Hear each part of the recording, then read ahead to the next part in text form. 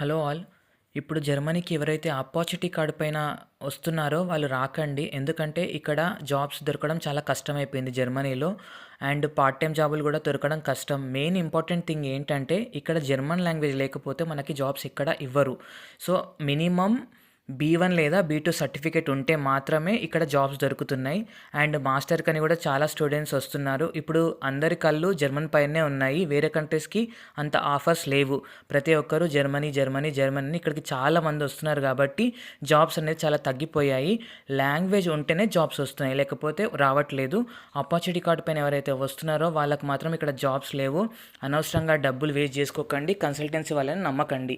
పంపిన కన్సల్టెన్సీ వాళ్ళకి డబ్బులొచ్చి వాళ్ళు హ్యాపీగా ఉంటారు. బట్ మీరు ఇక్కడ వచ్చిన తర్వాత జాబ్ లేక, సరిగ్గా అకామిడేషన్ దొరకక చాలా స్ట్రగుల్స్ అయితే పడతారు. అలాంటి ఇబ్బందులు పడకండి. మీరు డబ్బులు సంపాదించుకోవడానికి ఇక్కడ వద్దామనుకుంటారు కానీ మీకు డబల్ అప్ అవుతుంది. So be careful.